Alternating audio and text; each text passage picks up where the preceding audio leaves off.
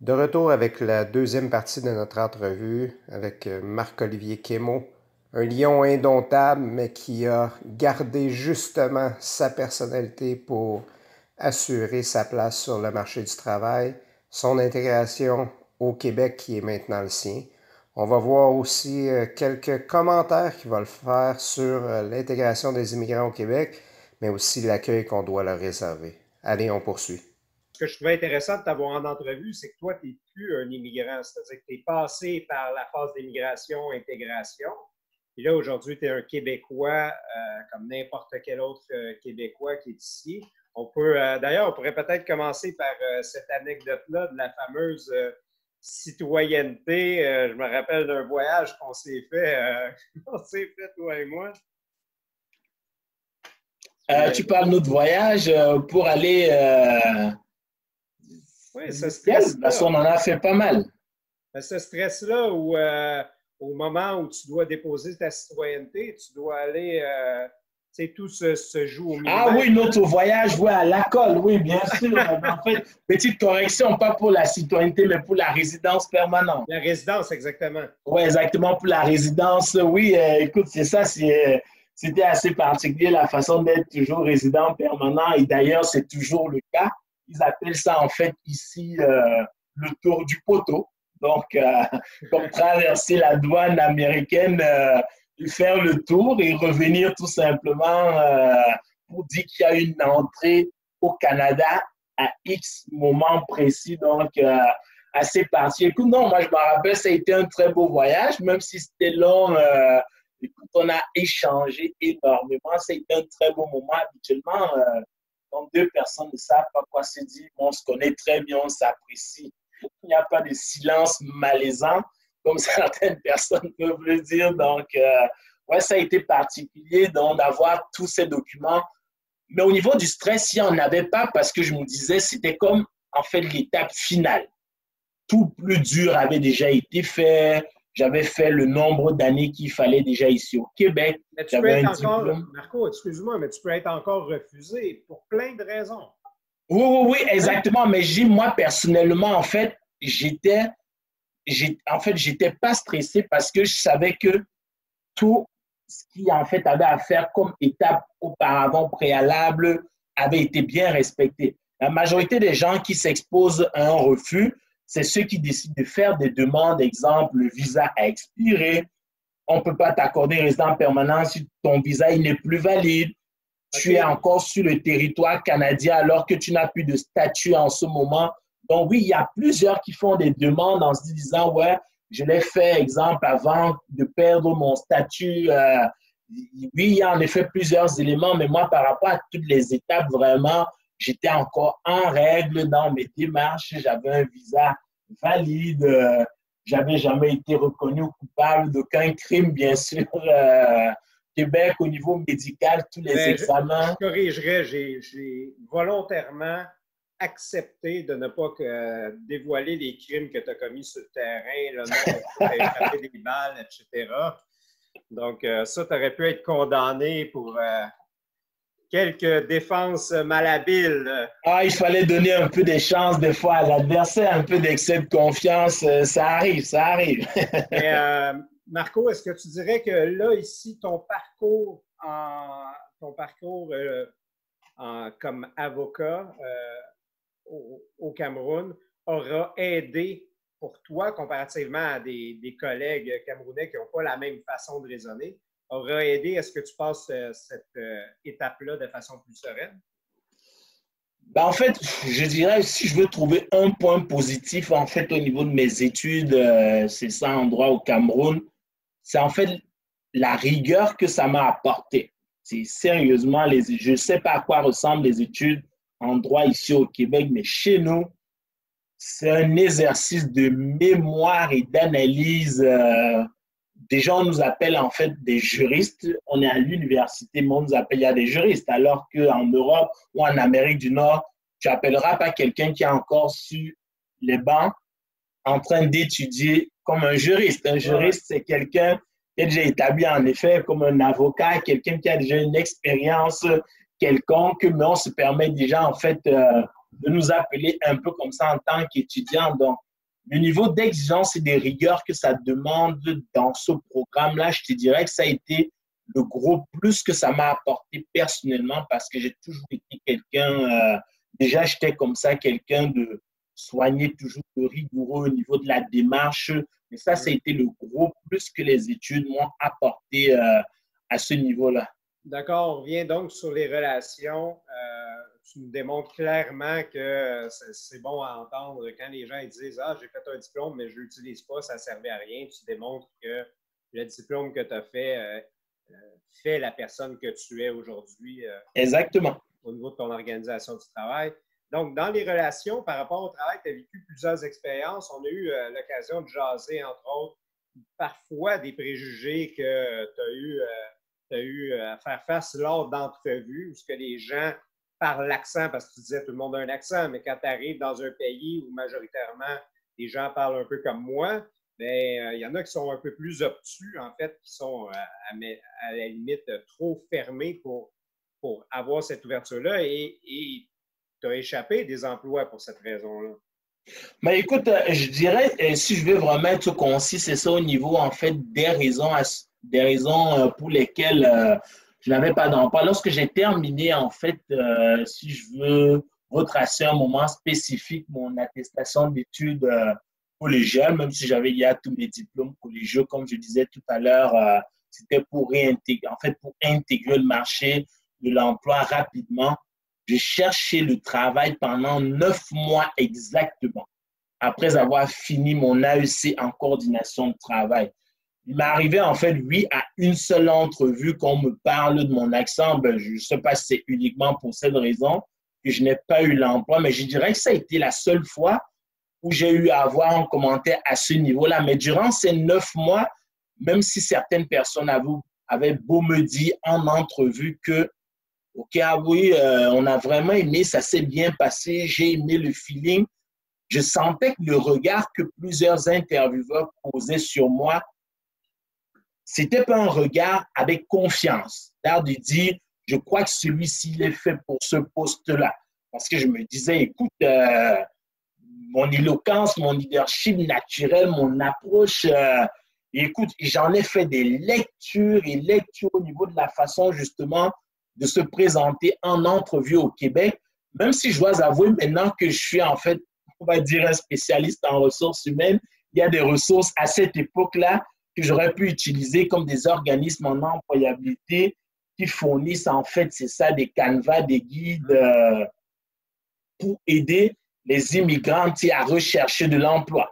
Ils font des ateliers de préparation au marché de l'emploi, mais moi, je ne me suis absolument pas tourné vers ces ressources-là parce que je me disais, j'ai confiance en moi, je suis sûr que ce n'est pas grave, au fur et à mesure, je vais apprendre, je vais voir comment ça se comporte. Les choses que mon frère me répétait le plus souvent, c'était de regarder droit dans les yeux parce que dans la tradition un peu africaine, lorsque tu passes une entrevue, c'est un peu considéré comme une impolitesse de regarder quelqu'un en fait qui est supérieur hiérarchiquement à toi, droit dans les yeux. C'est comme l'affronter du regard et dire on parle de toi à moi. C'est une conversation bidirectionnelle là. Donc, ça, il fallait apprendre ça bien évidemment, même si je n'avais pas passé énormément, disons-le. J'avais passé une entrevue au Cameroun pour un emploi avant de venir ici. Donc, c'était vraiment l'inconnu. Je sautais vraiment dans l'inconnu totalement à ce niveau-là, mais j'avais vraiment une très bonne confiance en moi. Mais durant ces 9 mois-là, je sentais que, oui, j'avais peut-être pas d'expérience on parle en fait de situation star en entrevue. Il faut être temporel, nommer une situation, une action, les résultats, ce genre de technicalités avec lesquelles je n'étais pas familière à ce moment-là. Et même si je l'avais été, je n'aurais pas eu grand-chose à dire étant donné que j'avais aucune expérience de travail, à part un petit stage de 3 mois que j'avais fait. Donc, je n'avais pas une grosse expérience de travail. Donc, j'étais un jeune diplômé de surcroît immigrant à la recherche d'un emploi. Donc, j'ai trouvé ces 9 mois-là vraiment ça a été une période vraiment très compliquée. J'ai même nourri l'idée de dire, est-ce que je regrette d'avoir choisi ce programme-là? J'avais tout fait, les bons devoirs, il y avait un besoin. J'ai passé plusieurs entrevues. Pourquoi ça ne fonctionne pas? Donc, jusqu'à ce que je tombe, disons-le, sur mon paradis doré, si je puis l'appeler ainsi, un environnement qui était, où on m'a donné ma chance. C'était une belle et jeune entreprise familiale. Il y avait des jeunes comme moi qui étaient encore aux études à l'université. La vice-présidente était dans la vingtaine, tout comme moi. Là, ça a cliqué. Là, il y a eu un... et je sentais aussi personnellement, si je veux faire, je dirais pas un mea culpa, plus une rétrospection, au fur et à mesure que je passais les entrevues, je me bonifiais au niveau de la façon dont je me présentais. Ça, c'est clair que les premières entrevues, même si j'avais beau me dire ça s'est bien déroulé, c'est sûr et certain que je me présentais peut-être pas à mon meilleur, mais la chose que je n'oublierai pas, c'est que quand même au niveau de la complicité qu'un candidat peut avoir avec un intervieweur, je sentais dans plusieurs entrevues qu'il y avait ce frein-là. Je sentais qu'il y avait ce frein parce que j'étais immigrant. OK, c'est ça. C'était la question que je m'en allais poser. Ouais. Je le sentais ce frein parce que, écoute, dans tous les environnements de travail où j'allais, il n'y avait pas un seul immigrant. Je visitais les bureaux, on me faisait visiter le bureau, on me présentait à plusieurs collègues en me disant voici le département où je vais travailler. Mais je me disais comment est-ce que je vais réussir mon intégration? C'est facile au soccer, j'ai mes frères québécois, j'ai des frères africains, mais là, dans l'environnement de travail, je trouvais ça particulier. Je me disais ça va être comme une nouveauté pour l'entreprise. Je me dis l'entreprise au départ, elle voit mon nom, elle voit bien que je suis immigrant, mais elle décide quand même de me contacter. Je dis, bah, il doit avoir un intérêt. Mais lorsque j'arrive sur place, je me dis, bah, là, il n'y a aucun immigrant. Est-ce que finalement, l'entreprise est un frein? C'était particulier. Écoute, en termes juste d'image, c'est comme si tu émigres une deuxième fois, finalement, quand tu passes. Ouais, c'est totalement ça. C'est un tout autre environnement où tu vas devoir avoir des exigences de performance et autres, mais ça a été vraiment quand même 9 mois très difficiles. Je me suis énormément remis en question. Je me demandais ce qui se passerait, mon Dieu. Donc, jusqu'à ces fameuses entrevues chez le réseau Direct Lab qui s'est super bien déroulé. Ils ont eu à appeler en fait le collège et dit que j'avais fait mon AEC pour avoir en fait des informations supplémentaires. Le président de la compagnie avait été impressionné, c'était normal. J'avais un niveau universitaire sur des choses comme en administration en anglais, mais il voyait les notes, il n'en revenait pas, mais c'était comme un peu juste normal pour moi.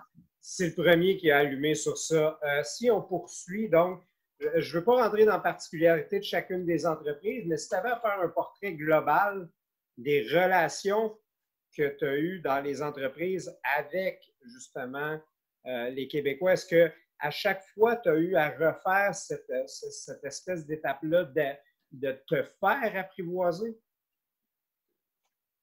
Non. Ça a été dès ma première expérience de travail chez Direct Lab, je dirais qu'un peu, oui, lors des premiers mois. Et écoute, ça va être la seule anecdote par rapport, c'est ça, parce que c'est uniquement dans cet environnement-là que ça s'est déroulé. On parle un peu de différences de culture socio-professionnelle.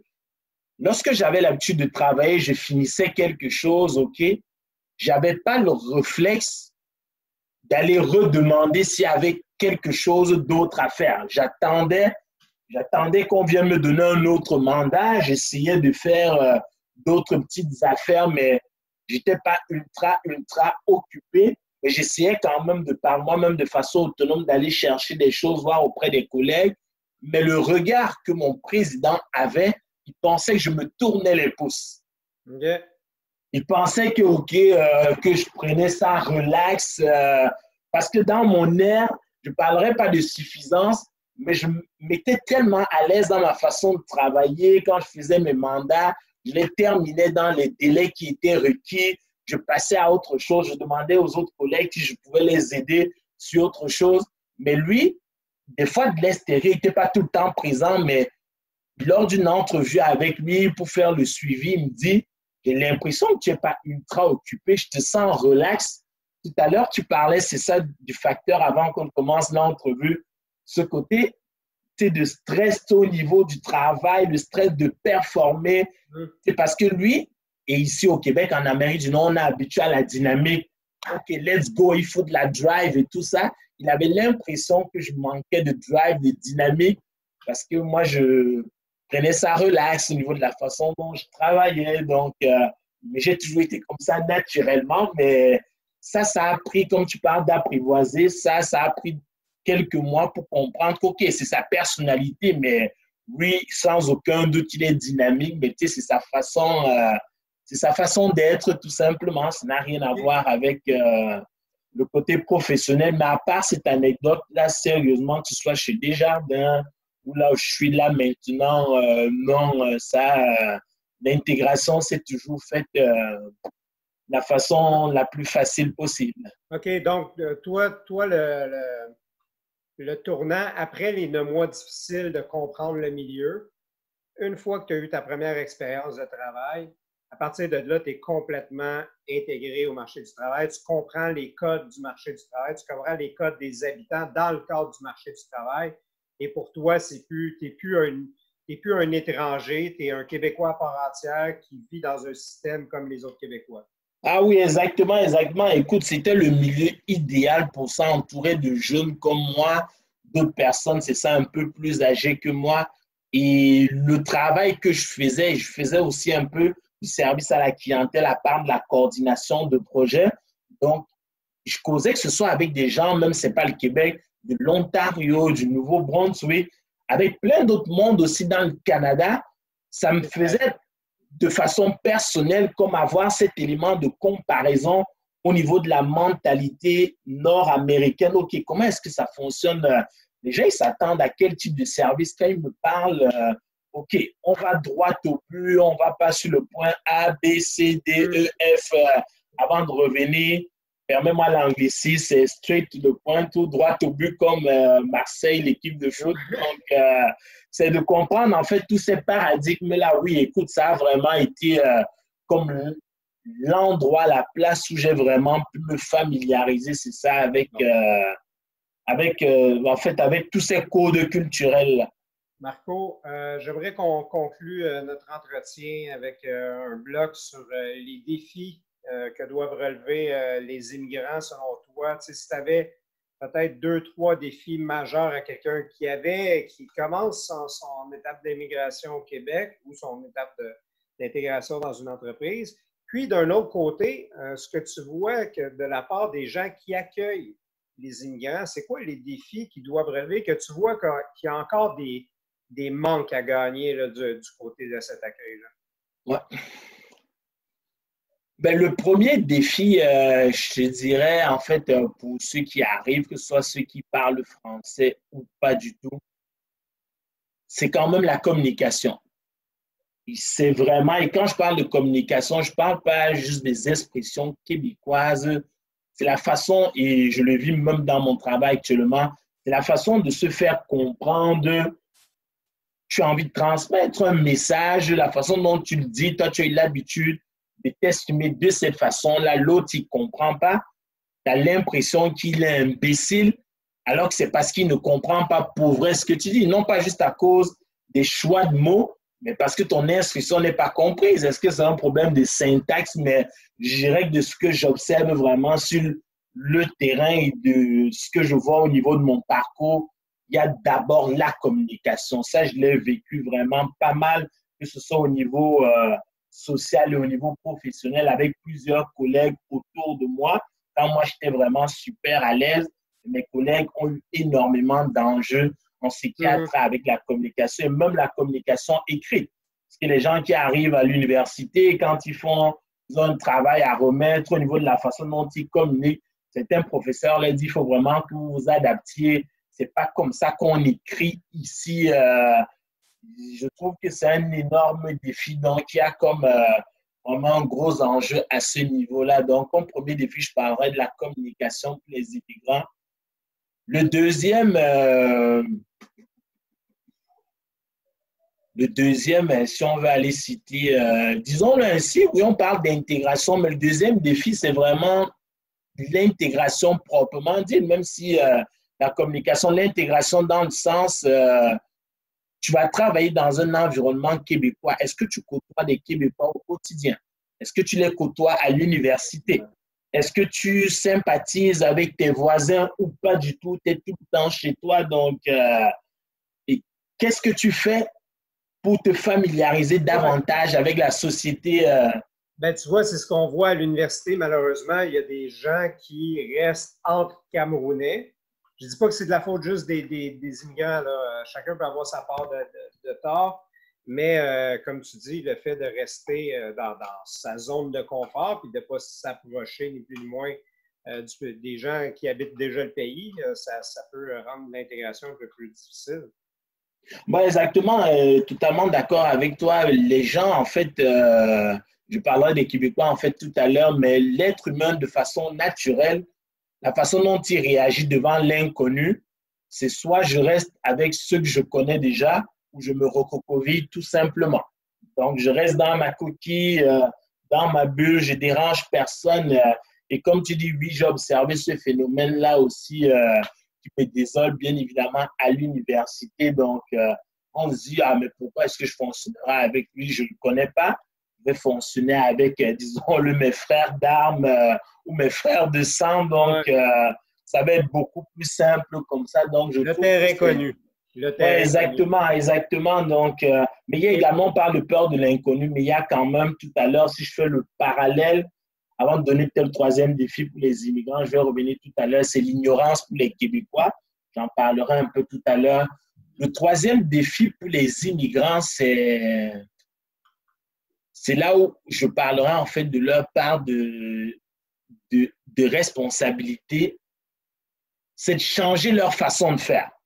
C'est-à-dire, tu quittes ton pays, tu arrives dans un autre pays, ou disons-le dans une autre nation, il faut que tu t'adaptes au code de cette nation-là. On ne te demande pas de te changer, toi, tel que tu es, mais on te demande d'apprendre les codes de l'environnement dans lequel tu vas t'établir. Tu ne peux pas venir au Canada en disant, mais écoute, moi, je vais conserver ma façon de penser, d'où je viens, mes convictions ou quoi que ce soit en disant, on ne te demande pas de les piétiner, d'oublier l'endroit d'où tu viens. C'est pas de renier ta provenance, tes racines, ta famille. Si tu es Kofi, tu resteras Kofi. Si tu es Ndjaye, tu resteras Ndjaye. Si tu es un Kémo comme moi, tu resteras un Kémo. Il n'y a personne qui changera ça. Mais la chose que tu dois faire de façon naturelle, si j'arrive dans un nouvel environnement, c'est un, comprendre comment est-ce que cet environnement-là fonctionne et deux, comment est-ce que moi, personnellement, je peux faire pour me fondre dans cet environnement-là. C'est pas plus compliqué que ça, mais pour arriver à ce postulat-là, les deux premières étapes, si elles ne sont pas réussies, tu imagines la troisième, alors tu l'oublies. C'est un peu ça qui rend l'intégration compliquée pour plusieurs immigrants parce qu'on le sait, c'est un défi énorme, les deux premiers défis que j'ai mentionnés, donc d'être capable, d'être à l'aise, d'avoir cette lucidité, cette maturité émotionnelle, de dire, OK, c'est là où je souhaite vivre pour les 10 prochaines années, je vais faire les efforts pour m'intégrer. Il y en a qui le font, mais qui subissent des échecs ou des déceptions. Ils se disent, bah, à quoi bon continuer? Je vais continuer de faire ce que j'avais l'habitude de faire. Donc, c'est pas évident. Cela, on les comprend, mais je te dirais que ce sont les trois défis majeurs que je vois pour les immigrants. Puis pour les Québécois, on est en retard sur quoi par rapport à l'accueil des Québécois? J'aimerais ça te poser la question dans ce sens-là, plus que de dire, on entend trop souvent les Québécois ont des grandes âmes, ils ont les bras ouverts, c'est correct, c'est bien beau. Maintenant, on a certainement un retard. Oui, et je te dirais que c'est bien dommage pour un pays qui accueille quand même autant d'immigrants qu'au niveau, en fait, de l'éducation, au niveau des immigrants et même au niveau professionnel, on le voit. Il y a plusieurs entreprises, même avant que je ne revienne au niveau, en fait, de l'intégration sociale, ou des entreprises où la gestion de la diversité, ça ne veut absolument rien dire du tout. Ils ne comprennent pas, ah, mais pourquoi? Ah, OK, quand il fait la formation, OK, je comprends pourquoi il a l'habitude d'agir comme ça. OK, dans son pays, ça a beaucoup plus l'habitude de fonctionner comme ça. Déjà, il y a un gros manque au niveau de l'éducation professionnelle dans plusieurs entreprises, mais au niveau de la société en général, pour un pays qui est autant ouvert aux immigrants, on le voit dans toutes les universités, il y en a énormément. Mais même dans des programmes universitaires, on parle de la base d'éducation. Je ne pense pas que ça devrait être, exemple, je pense un cours avec des crédits, mais c'est juste une idée qui me vient comme ça. Il y a beaucoup d'ignorance chez les Québécois au niveau des enjeux, des défis que vivent les immigrants. Déjà qu'au niveau, lorsque j'arrive ici, la majorité des gens qui me posent la question, comment tu es arrivé au Canada? Est-ce que c'est par voie maritime? C'est quoi? C'est le bateau? Il y en a qui connaissent absolument beaucoup d'ignorance chez les Québécois. Les gens posent des fois des questions, tu te dis, OK, lui, est-ce qu'il est imbécile? Tu dis non, c'est tout simplement de l'ignorance. Il y en a plusieurs qui sont dans cet état-là, mais tu t'en rends compte au niveau de la façon dont vit la société. Quand tu marches dans la rue sur des kilomètres, tu es le seul noir à la ronde. Vraiment, là, tu comprends. Des fois, la façon dont les gens te regardent, moi, personnellement, des fois, ma conjointe, elle en rigole parce que j'affronte, passe à moi, je passe dans la rue, je baisse même la tête. Les gens sont tout le temps en train de me saluer. Je sais pas ce que j'ai sur ma face, parce que je suis jovial. Ils me confondaient avec Piqué, Subban à l'époque, je sais pas. Mais les gens ont beaucoup d'ignorance et je trouve qu'il manque vraiment d'éducation, que ce soit à l'université ou au cégep, des cours, étant donné que les immigrants et le Canada, le gouvernement du Canada s'en vante quand même pas mal la diversité culturelle, qu'on parle du multiculturalisme canadien versus l'interculturalisme québécois. Les immigrants font partie de la société canadienne, de la société québécoise. Et alors, pourquoi en termes d'éducation, tous les efforts qui sont mis pour assurer la réussite de l'intégration des immigrants, pourquoi il n'y a pas un tout petit peu, ne serait-ce que même un 5 ou un 10% d'efforts pour ceux qui sont sur place pour apprendre justement à vivre avec ces immigrants-là. Plusieurs entreprises commencent à le comprendre en donnant la formation sur l'intégration des immigrants à leurs employés, mais au niveau social, il y a encore des manques à ce niveau-là. Je vais te consoler. C'est une faible excuse, mais on habite sur un territoire qui a été non cédé, qui appartient à des Amérindiens. En fait, on ne devrait même pas appeler des Amérindiens, qu'on doit appeler les Premières Nations, des Autochtones. Ouais. Et, on ne les connaît même pas alors qu'on est sur leur territoire. Fait que, imagine l'immigrant qui s'en vient au Québec, ça devient un tout autre défi. Exact. Marco, je vais te laisser avec une dernière question. Vraiment, je ne veux pas te piéger, mais je suis obligé de te la poser. À l'université, j'entends souvent parler que les Africains qui sont là, puis ce n'est pas les Noirs, juste les Noirs, c'est peu importe la couleur de peau. Les Africains, ils se tournent les pouces, une impression de paresse, d'incompétence. Je t'ai entendu tantôt quand tu as dit j'étais au travail au début, j'étais assis, puis j'attendais le travail. Moi, je te connais trop bien pour savoir que c'était pas par paresse. Est-ce que tu pourrais m'aider, moi, comme prof, à faire comprendre à mes étudiants qu'il y a des paresseux africains, ça c'est clair, mais il y a des paresseux blancs aussi, québécois, de bonne famille. Faire comprendre peut-être en terminant votre culture à vous, les Camerounais. Tu en as parlé tantôt, le regard dans les yeux, quelques petits éléments. Mais écoute, il y a le regard dans les yeux, il y a écoute, la distance hiérarchique. Hein? Mais je pense que tu es très familier avec l'auteur Hofstede qui en a fait qui a fait pas mal de recherches là-dessus au niveau, c'est ça, de la distance hiérarchique comme élément, c'est ça pour expliquer des fois les différences entre plusieurs, entre les Asiatiques, les Africains. La façon de communiquer, même le simple vouvoiement, j'en ai pas parlé, le fait de tutoyer son patron ou même son professeur, ce sont les choses avec lesquelles j'ai dû m'adapter parce que c'est absolument pas naturel chez nous. Tu dois vouvoyer ton professeur. C'est absolument pas ton petit copain avec qui vous allez prendre une bière pour que tu lui dises Stéphane, est-ce que tu pourrais me réexpliquer à la page 45 le tableau dynamique? Non, absolument pas. Et même juste traverser comme cette étape-là pour s'habituer de tutoyer la personne qui t'enseigne ou ton supérieur au travail, je dirais que c'est comme pas évident, mais comme je dis, ceux qui se mettent dans la peau de comprendre que ça fait partie du système et de le faire de façon naturelle ou même d'interagir avec la personne pour être sûr que la personne est à l'aise dans le tutoiement. Donc, ça, il y a cette étape-là. Écoute, ça, c'est quelque chose, c'est vraiment le nerf de la guerre, je te dirais, pour plusieurs parents, parce que j'en vois encore et j'en connais que je ne citerai pas, bien sûr, des amis qui, à l'université, ils payent leur session, mais ils vont rien foutre. Je ne saurais vraiment pas donner les raisons qui les amènent. Je me dis, tant qu'à faire, va pas à l'université, t'assois pour perdre ton temps, arrête tes études. Si c'est parce que tu veux gagner. On est d'accord, c'est pas parce qu'ils sont africains qu'ils sont comme ça. Ouais, ben non, non, non, ça n'a absolument rien à voir parce que, écoute, quand je suis arrivé ici, j'ai été impressionné par le taux de décrochage scolaire qui a diminué au cours des dernières années, mais le décrochage scolaire était assez élevé, c'est ça, 2008-2010, ici, j'en revenais pas. Plusieurs qui décidaient, c'est ça, d'abandonner les cours, comme les gens aiment bien dire ici, pour aller sur le BS, expression que je trouve toujours drôle à entendre. Pour les techniciens ou les spécialistes, on va parler d'assurance, de sécurité du revenu au niveau du gouvernement fédéral. Donc, non, c'est uniquement vraiment pas africain cette paresse-là, mais personnellement, lorsque j'ai été sur le terrain, j'ai quand même vu, oui, cette paresse-là, si je peux quantifier, peut-être 60% africains, oui, 40% aussi québécois, surtout au niveau du bac.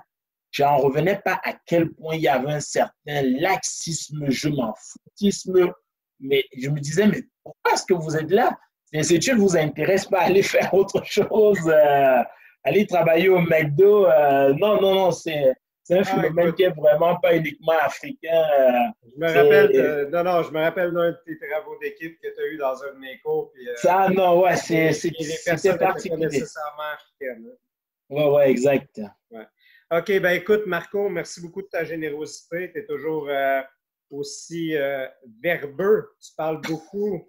T'en donnes en masse, tu es généreux. Puis ce que je trouve de bien, je veux laisser là-dessus, ce que je trouve de bien, c'est que tu as dit que oui, tu t'es adapté, mais en même temps, moi, la personne que j'ai connue il y a plusieurs années de ça maintenant, tu as gardé ta personnalité, tu as gardé comment tu as gardé le côté camerounais en toi qui est encore très fort, puis tout en adoptant le côté québécois, ça fait certainement plaisir à voir. Ah oui, j'ai une belle conjointe à mes côtés. Je lui fais un petit clin d'œil, c'est ça. J'ai toujours un cœur de lion, donc tatoué sur le cœur. Je suis la pépite de mon équipe, de mes équipes de travail partout où je passe. Je propage le bonheur, la joie de vivre. Donc, que veux-tu? Écoute, de toute façon, tu sais que si tu veux gagner des coupes, c'est du côté de l'Italie que tu dois regarder. Hein? Puis, forza la squadra. Allez, ciao, Marco. Allez, ciao. Merci, Steph. À plus. Merci. J'espère que cette entrevue avec Marc-Olivier Quémot vous aura permis de mieux comprendre la réalité d'un immigrant particulier camerounais, mais certains éléments pourront être transférables à d'autres communautés. Marc-Olivier me spécifiait hors d'onde que certainement son premier défi, c'est l'éloignement de sa famille. Comme on a pu voir tout au long de l'entrevue, il y a une symbiose importante, une planification familiale derrière le projet des enfants. Et on peut comprendre la difficulté que peut vivre un immigrant lorsqu'il arrive. Donc pour lui, c'est clairement le top 1 dans les difficultés. Merci beaucoup d'avoir été à l'écoute. On espère se revoir prochainement pour une autre entrevue.